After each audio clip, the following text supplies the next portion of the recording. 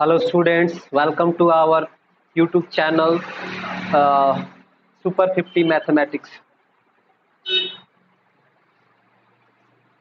So this is video lecture 1. In this video lecture 1 we are going to discuss about sets. This is introduction classes.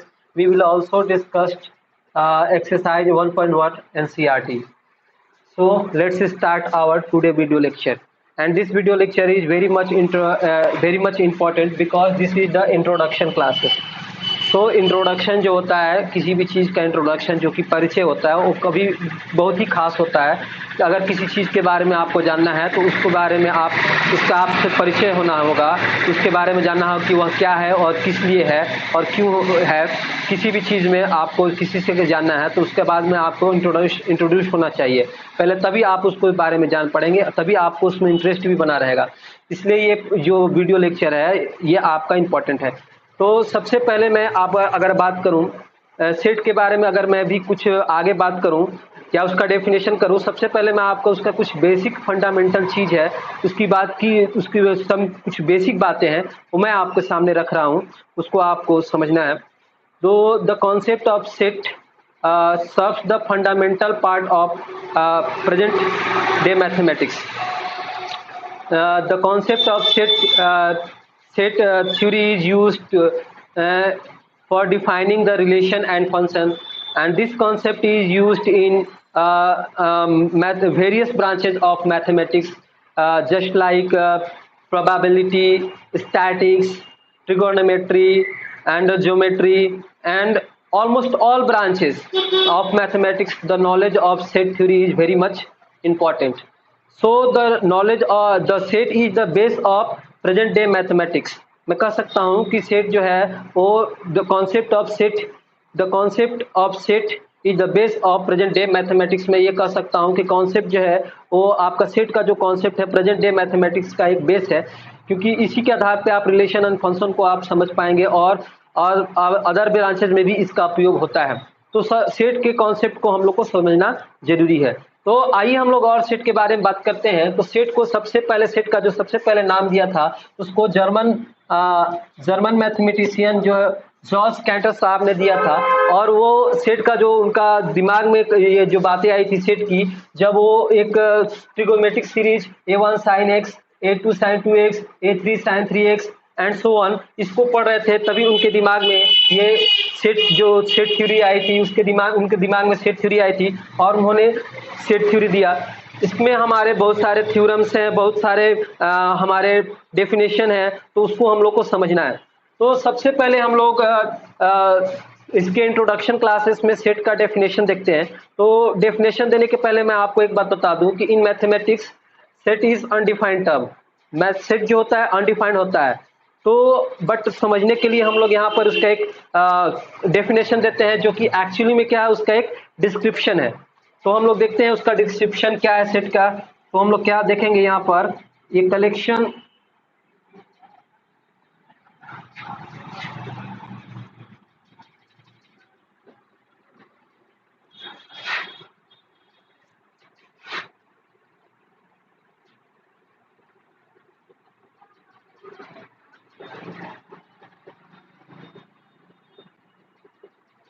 तो हमने यहाँ पर set का एक definition दिया जो एक्चुअली में उसका एक डिस्क्रिप्शन है।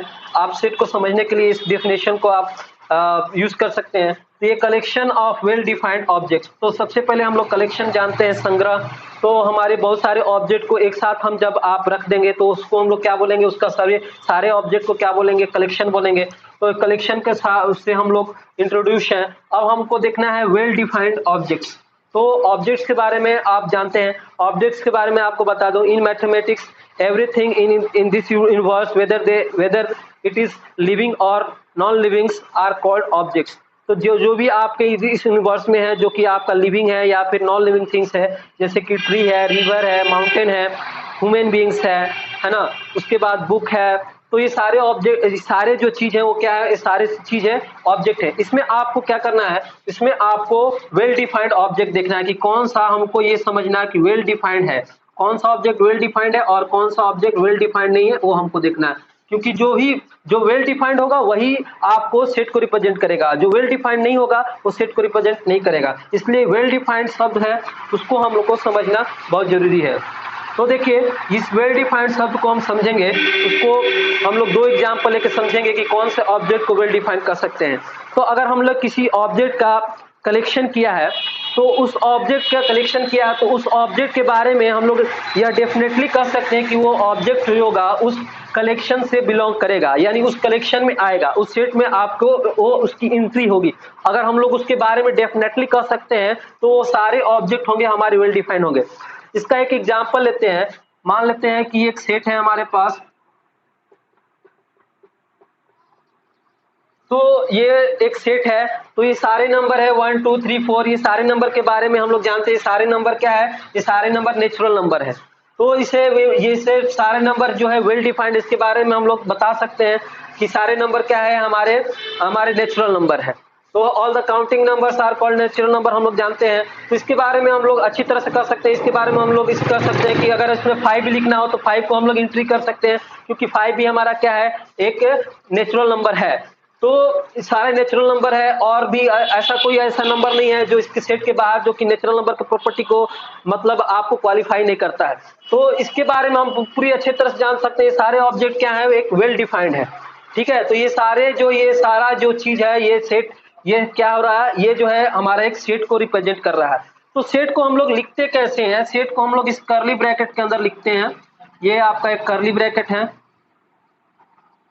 और सेट का जो है हम लोग जनरली जो नेम रखते हैं या डिनोट करते हैं, तो अल्फाबेट के कैपिटल लेटर से। तो इस सेट का आप किसी भी अल्फाबेट के कैपिटल लेटर से इसका नाम रख सकते हैं। आप इसको ए या फिर बी या फिर आप इसको सी या फिर एक्स वाई और जेड, कोई भी इसका नाम आप रख सकते हैं।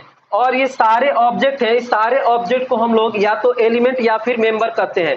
तो ये 1 जो हो गया, तो ए, ये सेट एक्स है या फिर ए है, इसका एलिमेंट है। 2 भी सेट ए का एलिमेंट है या फिर मेंबर है, आप मेंबर भी कर सकते हैं। 3 जो है सेट ए का एलिमेंट है, और जो 4 भी है सेट ए का एलिमेंट या फिर मेंबर है। इस तरह से हम लोग सेट को लिखते हैं, कर्ली ब्रैकेट के अंदर लिखेंगे, और सारे एलिमेंट के बीच हम कॉमा को सारे एलिमेंट को हम लोग कॉमा से सेपरेट करेंगे। इस तरह से हम लोग सेट को लिखते हैं। तो आइए हमने और एक एग्जांपल लेते हैं।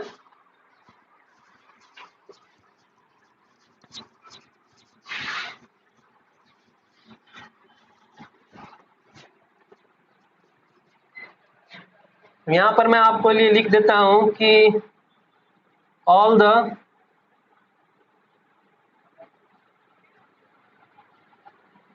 Objects in a set are known as element or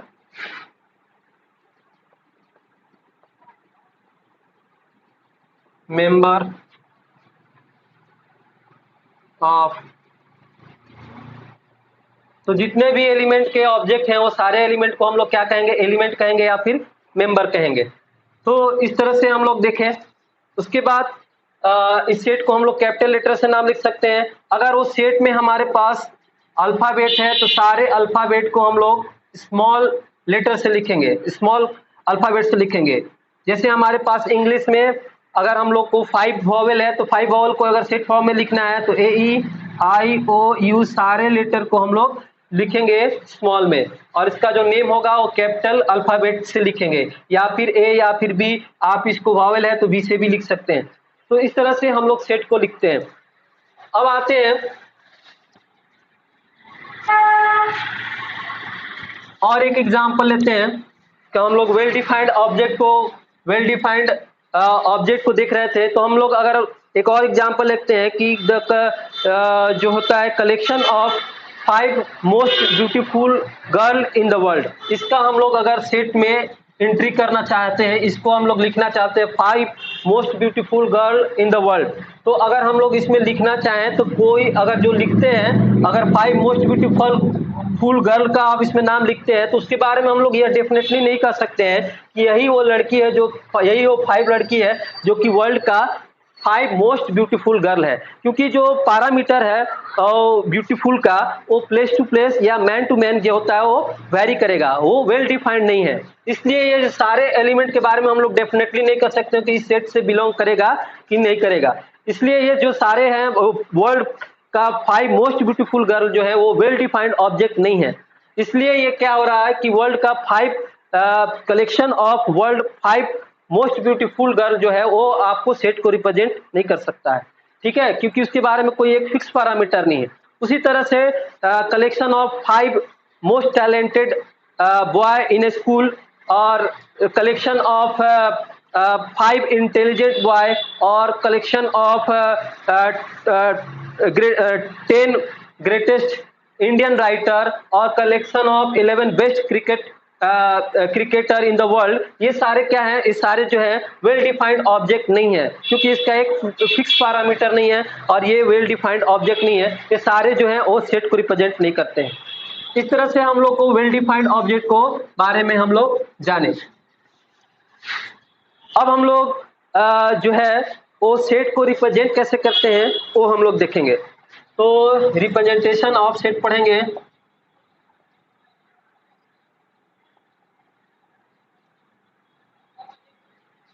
तो रिप्रेजेंटेशन ऑफ सेट में हम लोग देखेंगे, सेट को हम लोग दो मेथड से रिप्रेजेंट कर सकते हैं। एक तो है उसका रोस्टर फॉर्म और एक है सेट बिल्डर फॉर्म।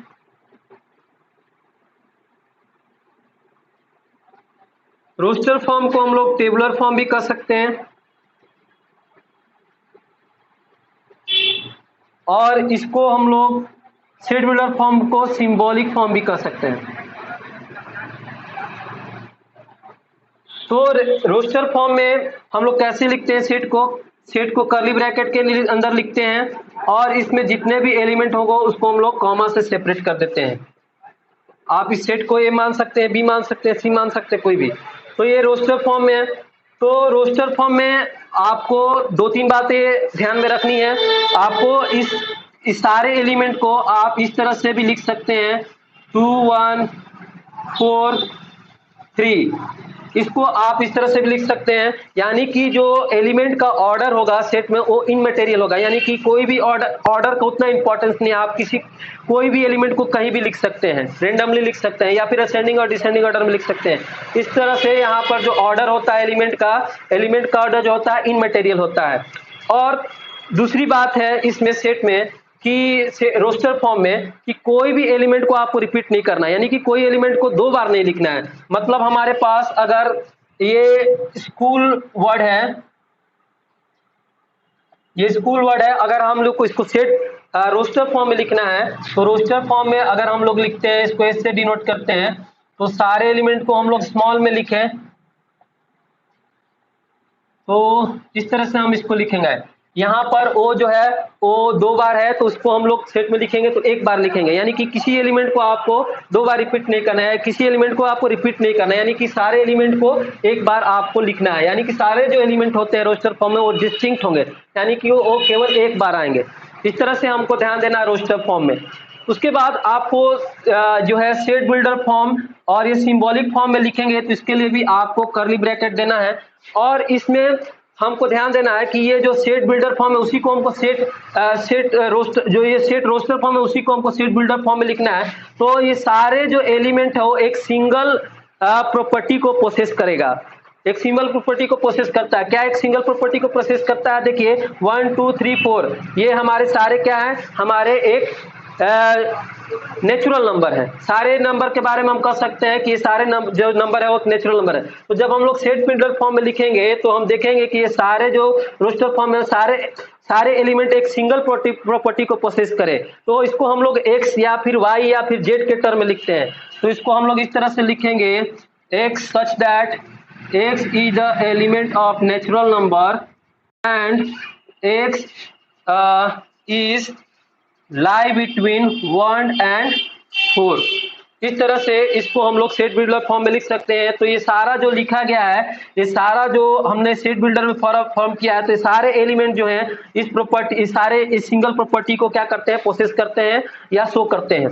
इसमें हम सारा एलिमेंट को अगर लिखेंगे रोस्टर फॉर्म में, तो देखिए यहाँ पर इसको कैसे पढ़ेंगे मैं अभी बताऊंगा। तो इसमें अगर x is the element of natural number है और x ए 1 और 4 के बीच लाई करता है, जिसमें 1 और 4 भी इंक्लूड है। तो अगर इसके सारे एलिमेंट को अगर एंट्री करेंगे रोस्टर फॉर्म में, तो क्या लिखा है 1 2 3 एंड 4। तो ये दोनों सेट आपस में क्या है, इक्वल है। ये आपका रोस्टर फॉर्म में, ये आपका सेट बिल्डर फॉर्म में। तो क्वेश्चन इसी तरह से आएगा कि आपका रोस्टर फॉर्म को चेंज करना है सेट बिल्डर फॉर्म में, या सेट बिल्डर फॉर्म को आपको रोस्टर फॉर्म में चेंज करना है। इस तरह से हम लोग देखिए कि सेट का रिप्रेजेंटेशन है दो तरीके से हो सकता है, ये आपका रोस्टर फॉर्म या टेबुलर फॉर्म, या सेट बिल्डर फॉर्म, या फिर सिंबॉलिक फॉर्म में। सिंबॉलिक फॉर्म इसलिए कहा गया क्योंकि इसमें केवल सिंबल दिया गया है। अब आते हैं हम, देखिए सेट बिल्डर फॉर्म में ये सब इसको पढ़ते कैसे हैं।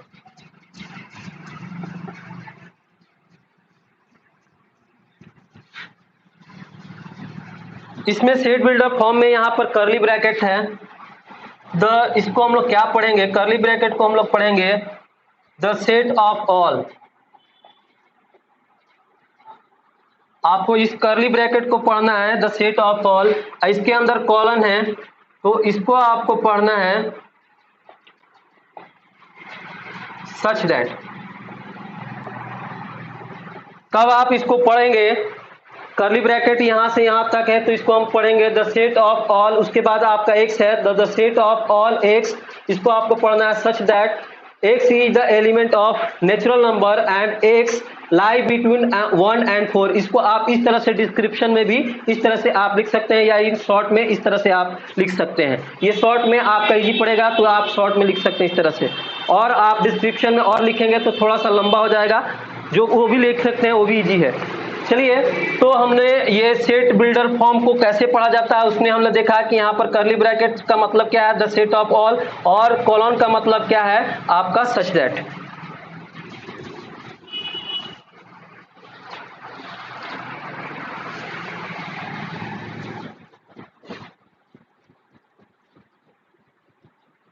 तो आइए मैं आपको मैथमेटिक्स में कुछ कॉमन सेट है जिसको हम लोग को जानना है, जिसके बारे में आपको लिखा रहेगा तो उसको समझना है। तो कुछ कॉमन सेट है जो कि हम जिसके बारे में हमको जानना है। तो हम लोग यहाँ पर ये है n है, तो n क्या है हमारा, n से क्या डिनोट कर रहा है ये बताना है। तो n फॉर नेचुरल नंबर, तो ये क्या है, n किसको डिनोट करेगा, द सेट ऑफ ऑल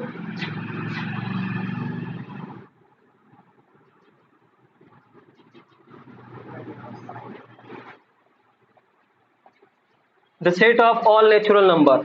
उसके बाद आपका यहाँ पर W है, तो ये होगा the set of all whole number. आपको W जब दिया रहेगा तो आपको समझना है the set of all whole number.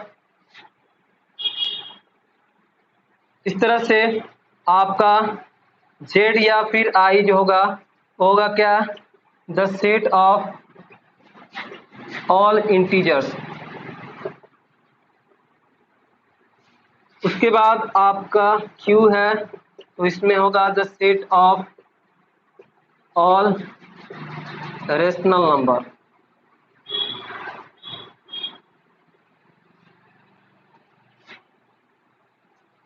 उसके बाद आपका R से आप डिनोट कर सकते हैं the set of all R for real number. उस तरह से आप यहाँ पर C या फिर IR से आप लिख सकते हैं the set of all irrational number. तो इस तरह से हम लोग दिखा सकते हैं। ये कुछ फेमस आपका सेट है या कॉमन सेट है जिसको आपको मीनिंग समझना है। उस तरह से आप इसका और भी दिखा सकते हैं। यहाँ पर पॉजिटिव Z, ये क्या बता रहा है, the set of positive integer. उस तरह से प्लस Q क्या दिखाएगा, the set of positive rational number. उसके बाद प्लस R क्या दिखाएगा, the set of all the set of positive real number. उस तरह से यहाँ पर अगर z माइनस रहेगा तो क्या आपको रिप्रेजेंट करेगा, the set of negative integers. इस तरह से यहाँ पर माइनस रहेगा तो क्या रिप्रेजेंट करेगा, the set of negative rational number. इस तरह से हमारा कुछ कॉमन सेट है मैथमेटिक्स में जिसका हम लोग को पता होना चाहिए।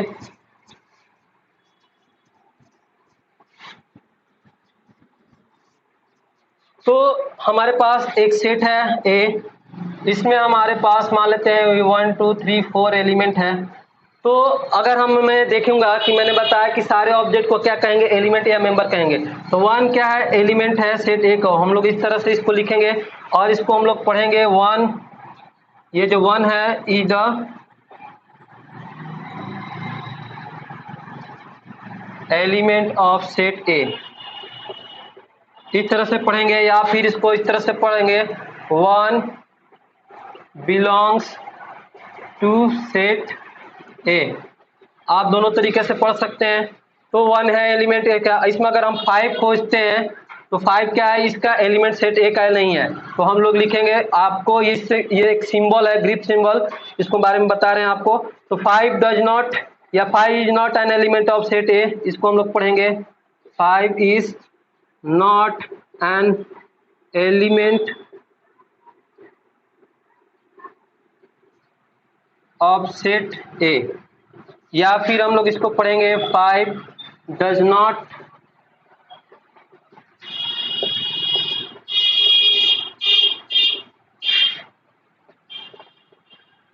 To set A. देखिए इसमें आपका 5 नहीं है, 5 नहीं आया है, तो 5 इसमें नहीं आया, तो 5 does not belong to set A. तो ये जो लेटर है ये जो एक सिंबल है आपका, ये ग्रीक सिंबल है, इस तरह से ग्रीक सिंबल। हम लोग ग्रीक सिंबल में अल्फा बीटा गामा थीटा पढ़े हैं, उसी तरह से ये ग्रीक सिंबल है जो कि आपका ई की तरह होता है। इसका मतलब होता है ये ई जो होता है इसको हम लोग पढ़ते हैं एप्सिलॉन। इसका जो मैथमेटिक्स में होता है, ये मैथमेटिक्स में होता है, इसको हम लोग, इसका मतलब क्या होता है, इसका मतलब होता है बिलोंग्स टू। इस एप्सिलॉन का हम लोग मतलब होता है बिलोंग्स टू, इसलिए हम लोग इसको 1 बिलोंग्स टू सेट ए, तो एक फ्रेज की तरह है। तो यहाँ पर ये ग्रीक सिंबल है एप्सिलॉन जो कि ई की तरह होता है, इसको हम लोग एप्सिलॉन बोलते हैं।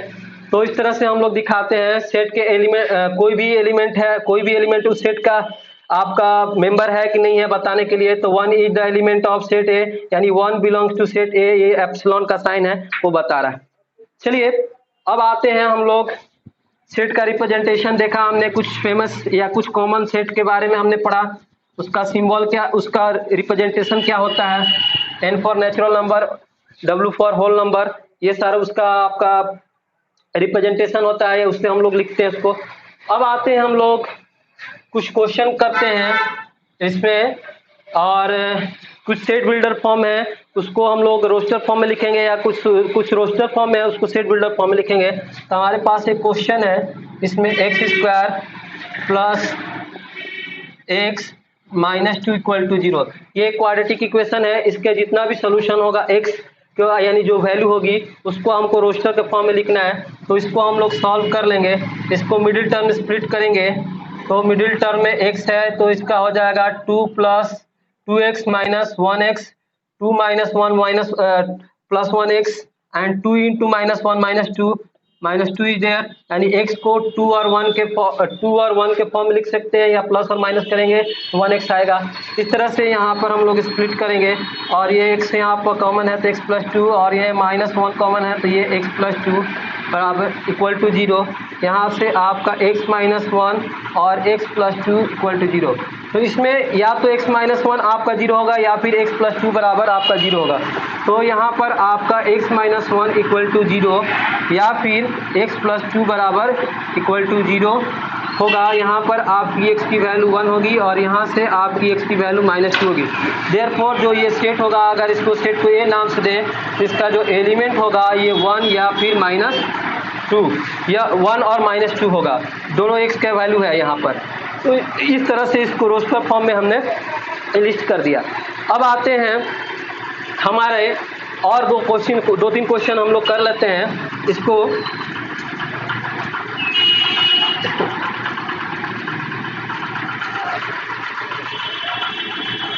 हमारे पास है x, ये जो इसको पढ़ते हैं, the set of all x such that x is the element of natural number and x is lie between 1 and 5।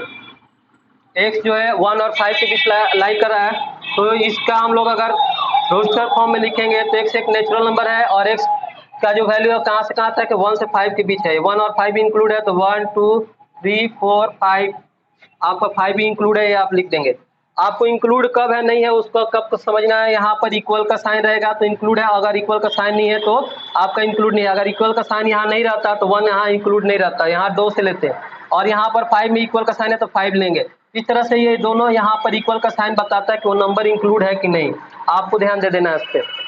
तो इस तरह से यहाँ पर दोनों में हमारा इंक्लूड है, तो 1 और 5 दोनों इंक्लूड है और इसके बीच जो नंबर है उसको लिख देंगे। ये सारा हमारा हो गया। तो ये हो गया, ये आपका सेट बिल्डर फॉर्म, और ये आपका हो गया रोस्टर फॉर्म या फिर टेबुलर फॉर्म, आप दोनों कर सकते हैं। इस तरह से हमने देखा क्वेश्चन को।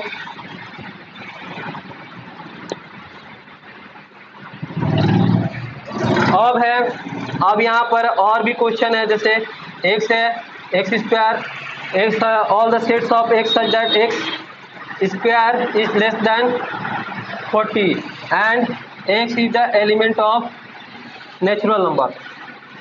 ये हमारा क्वेश्चन है, इसको हमारा सेट बिल्डर फॉर्म में है, इसको हमको रोस्टर फॉर्म में लिखना है। तो हम लोग क्या लिखेंगे, x का स्क्वायर यानी x का जो भी वैल्यू लेंगे 40 से और उसका स्क्वायर करेंगे वो 40 से छोटा होगा, और x का जो होगा आपका नेचुरल नंबर होगा।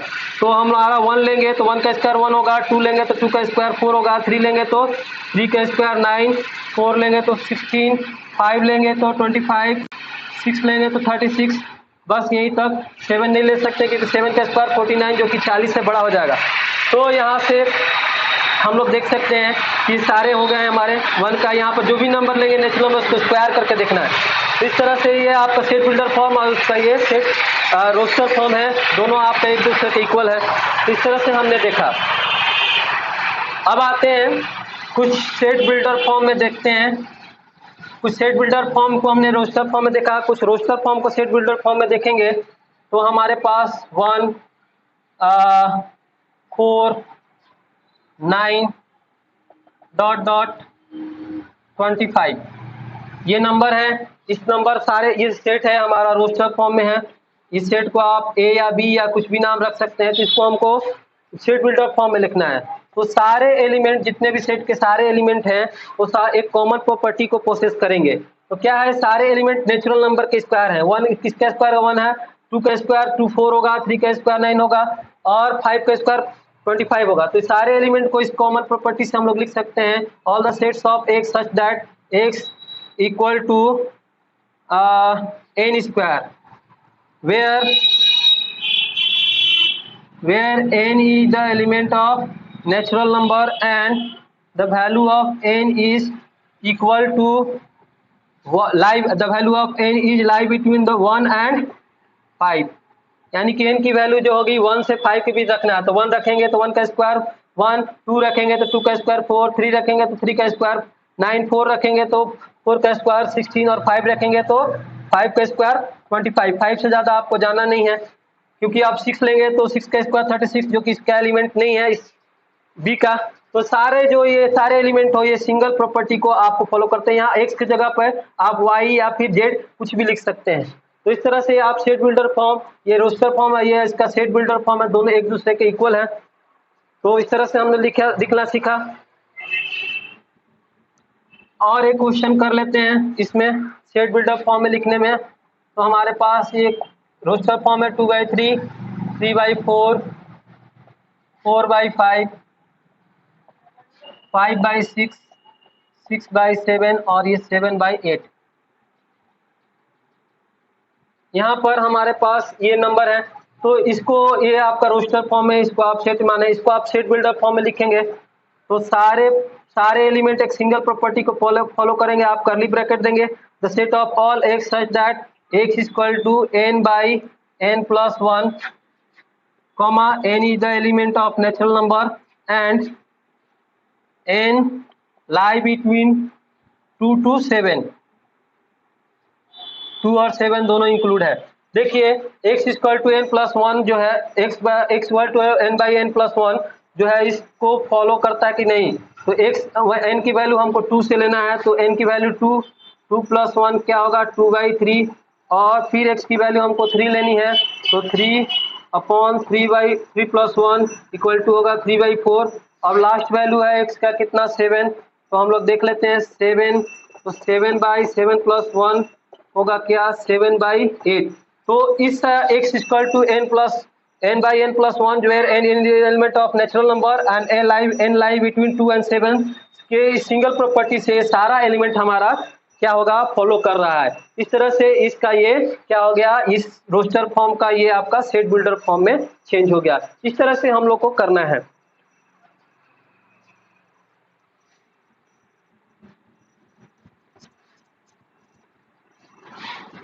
तो इतना सब हम लोग को समझने के बाद हम लोग एक्सरसाइज 1.1 को डील करेंगे। एक्सरसाइज 1 में कहा है कि वन क्वेश्चन नंबर का है, 1.1 का है, एक्सरसाइज 1.1 हम लोग डील कर रहे हैं। इसमें 1 of 1 है। इसमें कह रहा है कि आपको बताना कि कौन सा स्टेटमेंट जो है वो सेट है और कौन सा स्टेटमेंट जो है वो सेट नहीं है। अगर नहीं है तो उसका आपका रीजन देना है। The collection of all months of a year beginning with the letter J, और जो अगर सेट है तो उसको आपको भी बताना है कि उसको जस्टिफाई करना है।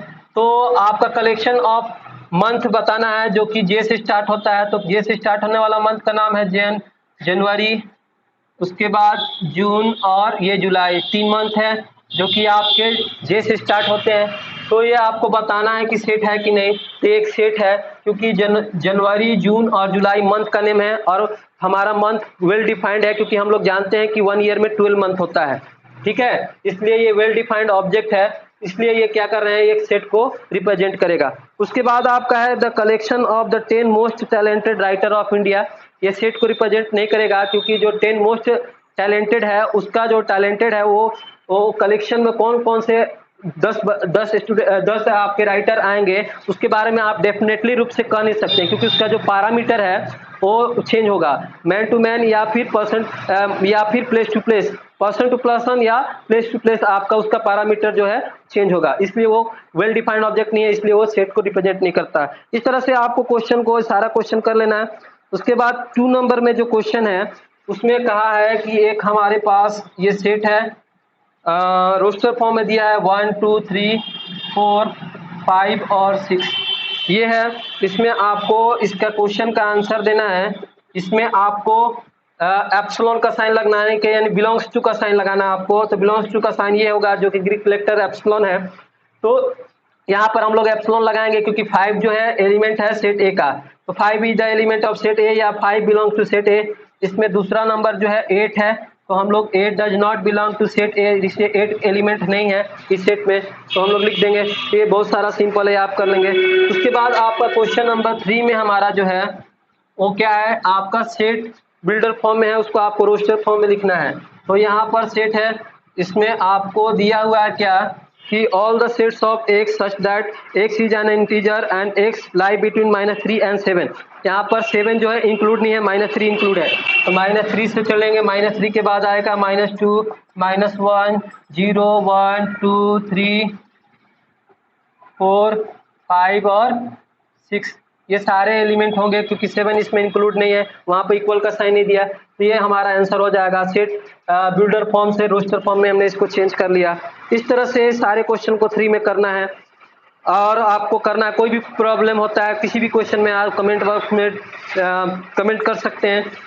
क्वेश्चन नंबर 4 है, तो क्वेश्चन नंबर 4 में आपको क्या है कि ये सारे क्वेश्चन जो हैं ये 3 6 9 12 ये सारे इस तरह से दिया गया है। इसको आपको सेट बिल्डर फॉर्म में चेंज करना है।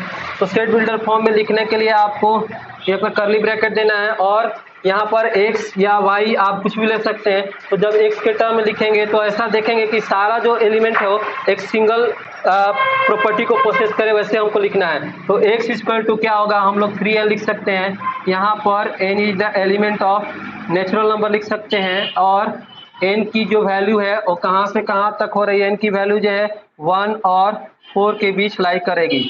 तो x का वैल्यू अगर n की वैल्यू 1 देंगे तो 3 1 जा 3, n का वैल्यू 2 देंगे तो 3 2 जा 6, और n की वैल्यू अगर 3 देंगे तो 3 3 जा 9, और n की वैल्यू 4 देंगे तो 3 4 जा 12, और 1 और 4 के बीच ही n की वैल्यू होगी जिसमें 1 और 4 भी इंक्लूड है। तो इस तरह से ये जो सारे एलिमेंट है ये सिंगल प्रॉपर्टी को पोसेस करते हैं। तो ये सेट आपका रोस्टर फॉर्म और ये उसका सेट बिल्डर फॉर्म हो गया। आप इसको इस तरह से भी कर सकते हैं कि all the sets of x such that x is the element of x is the multiple of 3 which is less than 15, इस तरह से भी कर सकते हैं। एंड या और ये उसको दूसरा तरीका से भी कर सकते हैं। तो ये हमारे पास है, इस तरह से हम लोग इस क्वेश्चन को करना है। इसका क्वेश्चन 6 क्वेश्चन है, आपको इसमें करना है। उसके बाद आपका 5 नंबर जो क्वेश्चन है, 5 नंबर में आपको देखना है कि a इक्वल टू ये आपको दिया है सेट बिल्डर फॉर्म से रोस्टर फॉर्म में चेंज करना। तो all the sets of x such that x is an odd natural number. तो x जो है वो ओड नेचुरल नंबर है, तो ओड नंबर के यहाँ स्टार्ट होता है 1 से 1 3 5 7 9 11 डॉट डॉट, इस तरह से ये सेट हो जाएगा। उसके बाद आपको 2 नंबर में कहा है बी में कि all the sets of x such that the set of all x the set of all x the set of all x such that x is an integer and x lie between -1/2 and 9/2। तो आप यहाँ पर देख सकते हैं -1/2 equal है minus, ये आपका -1/2 रेशनल नंबर है, 9/2 भी रेशनल नंबर है। तो यहाँ पर 9/2 इक्वल है 4.5, -0.5 और 4.5 के बीच जितना भी इंटीजर है उसको लिख देना है। तो -0.5 के बीच जो इंटीजर आएगा 0 1 2 3 और 4, ये सारे इंटीजर्स हैं। इंटीजर में कोई पार्टीशन नहीं होता है, तो ये सारे हमारा 0 1 2 3 4 ये सारे हमारे इसके जो सेट बिल्डर फॉर्म में दिया सारे एलिमेंट यहाँ पर लिस्ट हो जाएंगे। इस तरह से इसको हम लोग को करना है। क्वेश्चन नंबर 6 जो है उसको मैच करना है। तो 1 2 3 4 में आपका रोस्टर फॉर्म है, यहाँ ए बी सी डी उसका आपका सेट बिल्डर फॉर्म है, तो आप इसको इजीली मैच कर सकते हैं। ये बहुत ही सिंपल है। तो आज के वीडियो लेक्चर में इतना ही, और हम लोग नेक्स्ट वीडियो लेक्चर में जो कि वीडियो लेक्चर 2 होगा उसमें हम लोग टाइप्स ऑफ सेट्स के बारे में पढ़ेंगे। हम लोग जानेंगे फाइनाइट इनफाइनाइट सेट और आपका सिंगलटन सेट, पेयर सेट और sets of sets, equal set, equivalent set के बारे में जानेंगे, और एक्सरसाइज 1.2 को एनसीईआरटी से डील करेंगे। तो आज के वीडियो लेक्चर में बस इतना ही। अगर हमारा वीडियो आपको पसंद आया तो हमारे चैनल को लाइक, सब्सक्राइब और शेयर करना ना भूलें।